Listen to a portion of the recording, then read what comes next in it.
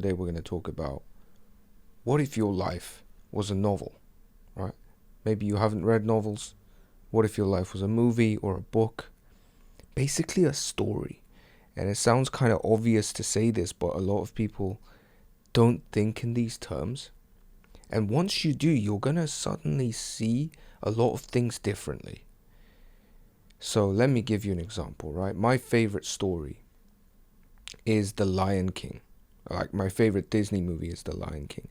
And I want to ask you, like, what's your favorite movie? Because you should, like, make the answer right now, because I don't want to influence your selection by what I'm about to say next, which is your favorite movie probably has a lot to do with your own life story and how you identify yourself. And even deeper, like, what narrative you identify with in your life, right? So you've got that movie, right? You've got the character that you kind of identify with, right? That's probably you. Like, there's probably a lot of similarities to how you see yourself, how you see his or her relation to other characters in the movie, what happens, and all this kind of stuff. It's really interesting to think like this. And so let's talk about Simba, right? What the hell is happening to Simba? He's a lion that is born under a very what can we say? Like a great king, Mufasa. He gets exiled from his own land by after a traumatic experience of his father's death. There's a villain. There's Scar. And he gets exiled and he suddenly becomes like vegetarian, right? He meets like Pumbaa and all these, like, what's the other guy's name? And then he starts eating these bugs and he kind of hates it. And I always like looked at that moment. It's still very clear in my head. Why does the lion hate the veggie bug taco? Because it's just not him. It's just not the lion's palate, right? But he does it. He lives that life. He's living a life that is not his own, and he's been taken away from his destiny, his own nature. And then there's another critical moment where through adolescence, when he's kind of living this hippie life, Nala, or the girl, right? There's the girl. It's interesting that it's a girl, right? Comes and tells Simba, look, you need to come back. Scar has completely ruined the land. It's your kingdom. You need to come back and claim it. And then Simba comes back and he faces Scar, right? Who he had feared his whole life. And he faces the fear, overcomes the fear, and he reclaims his destiny in his kingdom, right? And there's important scenes with the vision of his father in the clouds, right? And it's always the story that kind of traumatized me the most, if I look back on it. And it's because in some ways I see parallels with my life and how it has unfolded. Now, before I go into like why I identify with it, I want you to think with me on this, with your own movie and your own like thing. Like, maybe it's The Little Mermaid, maybe it's Tom and Jerry, maybe it's like, I don't know why I'm coming up with these cartoons. Like, maybe it's I don't know, Jane Eyre, Black Swan, whatever the movie is your favorite, or the book or the story or the character you identify with, and try to see like the arcs in the story.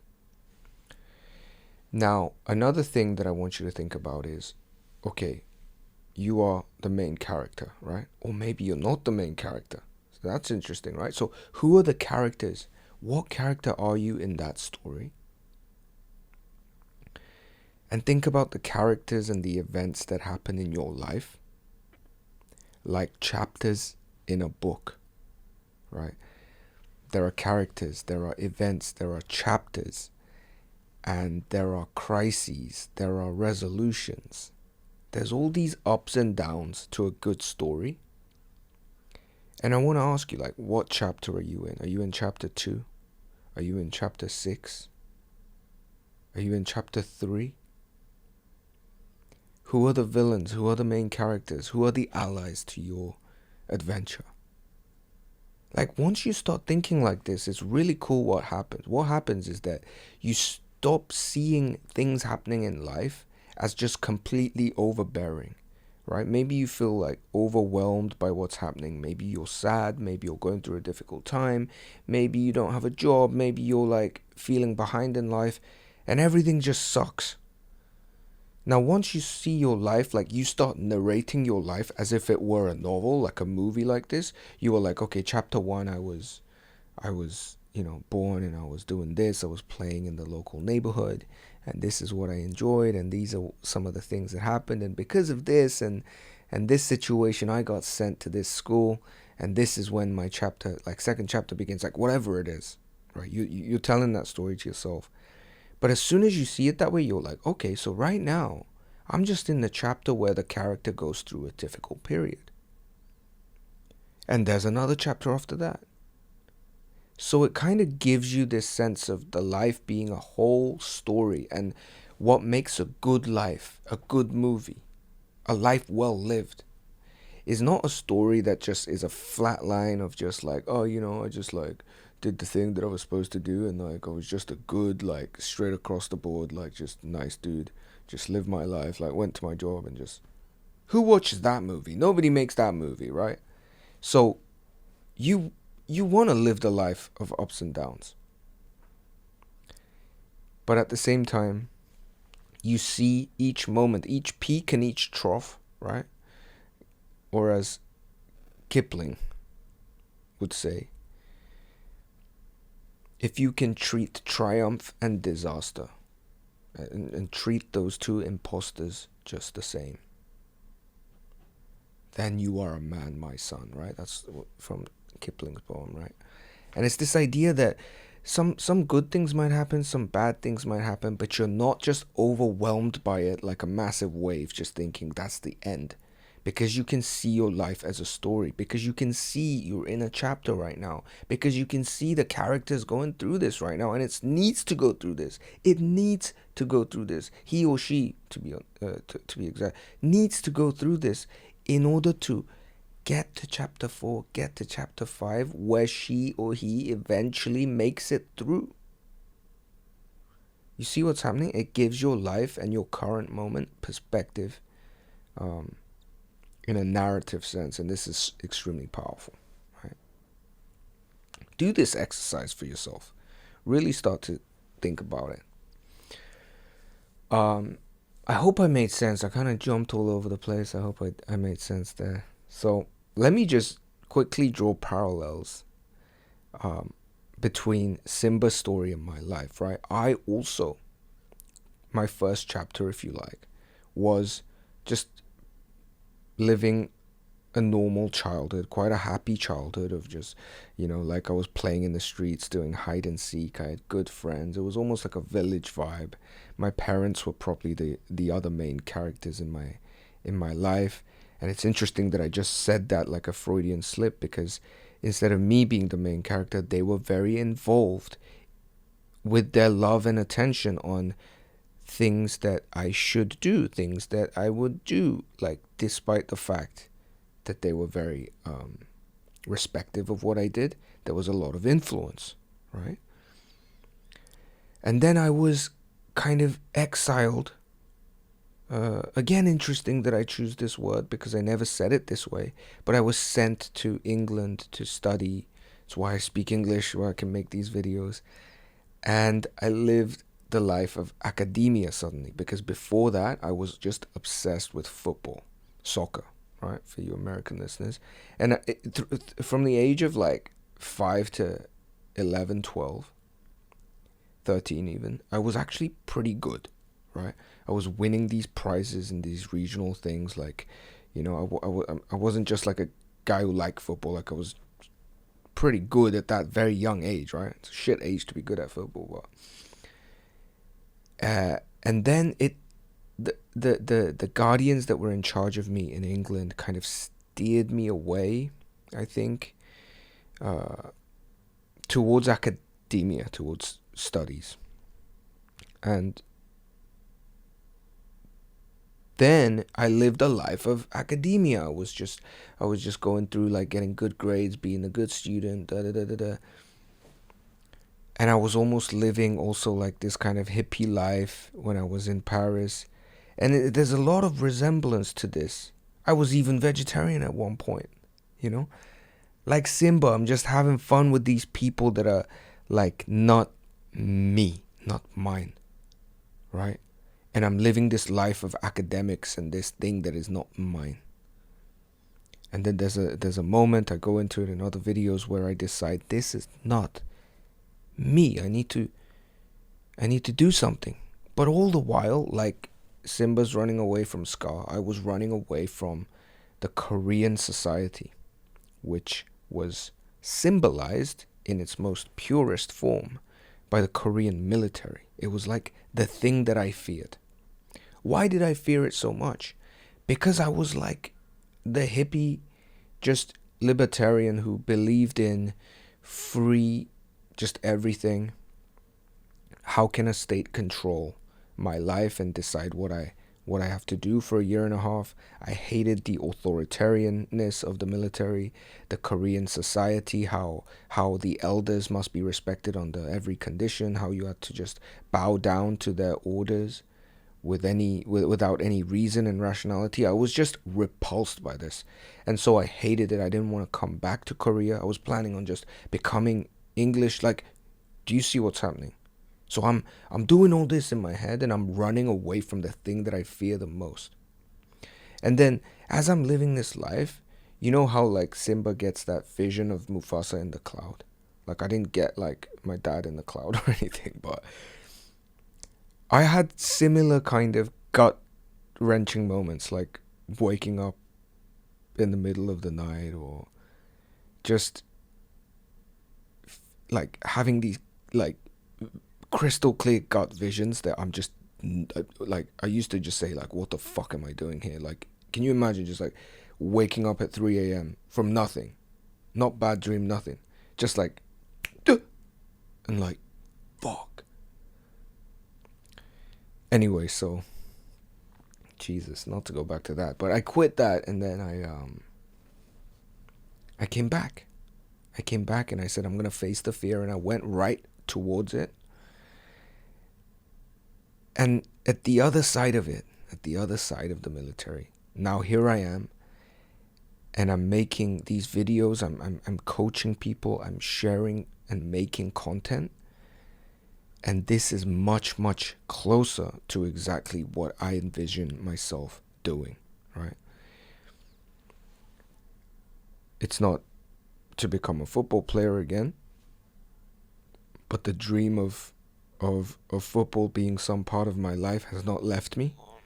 But other than football, this life of coaching and teaching and making content and doing creative work in my own way, constructing my own product, that like this work, if you can call this work, comes from me. The product is mine, and the fruits of my product are mine. Like this thing that I can do is really, really something that I find fulfillment in. And I've come to this, which is, we can say, closer to my destiny through these chapters, right? Through the birth and, childhood and adolescent exile, and going back towards the fear, and then coming into your own and stepping outside of your parents and your father's influence and shadow, and making your own way and building your own kingdom. And these are the components of what in psychoanalysis they call the hero's journey, right?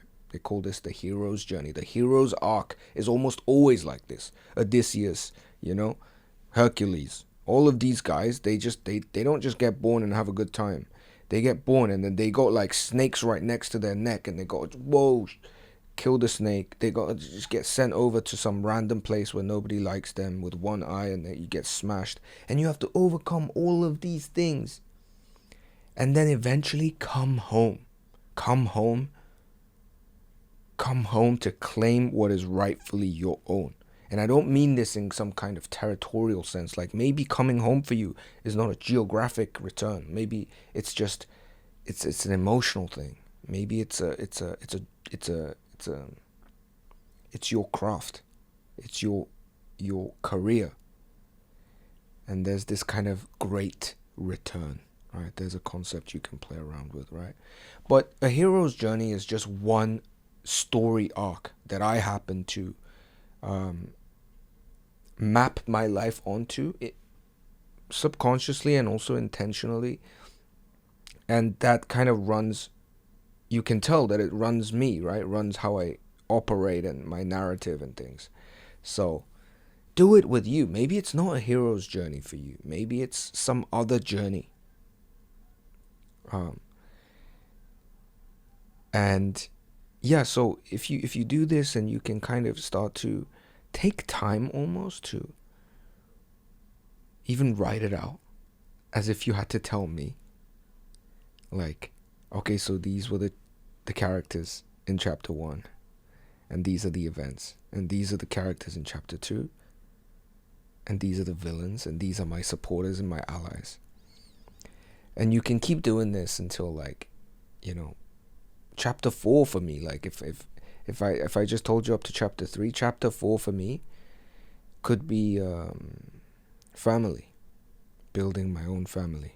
I think it will be like this. Chapter 4 will be family, right? And keep building whatever it is that I have, right? Family and more responsibility as a father, right? And chapter 5 might be a new beginning, right? I don't know. I really don't know. But let's say I'm going through a hard time right now, which in some cases I am. I'm sure you guys watch like content creators and you're like, oh, they just like fucking sit and chat and life is all good. It's not like that. Everybody has their own issues, own things that they're dealing with, personal issues, relationship issues, health issues, mindset issues. Yeah, so we all have them. And yeah, the fact that you can see your life as a story and as in chapters, you can start to say, right, I'm in chapter 3. I forgot. There's a chapter 4. There is a chapter 4. So relax. It's all good. Okay? So that's the message for you, see your life as a story so that you can gain new perspective and maybe relax. And if you're going through a difficult time, you can take comfort in the fact that this period is what's going to make the next one possible, which is going to be awesome. And if you're going through an amazing time right now, perhaps this is a message to kind of not to like pour cold water over your joy, but to say, that too shall pass. Right? So stay humble, stay chillaxed, stay like Robert De Niro, okay? Hope this video made sense. I kind of went all over the place. I hope I didn't bore you with my own personal story, but really, like, leave in comments what you thought, / maybe tell me your story. Maybe tell me, like, obviously don't write a whole novel, but just tell me a little bit about the stories that have happened in your life. Like, what are the chapters called? Just give me the titles of the chapters. The Exile, The Return, whatever it is, right? Cheers, guys. Thank you for the support on all these videos. I love making them. When I get into this kind of flow, it's pretty cool, but it's all thanks to the support you've shown me. So leave me some ideas that I could talk about as well, and I'll get to it. Cheers.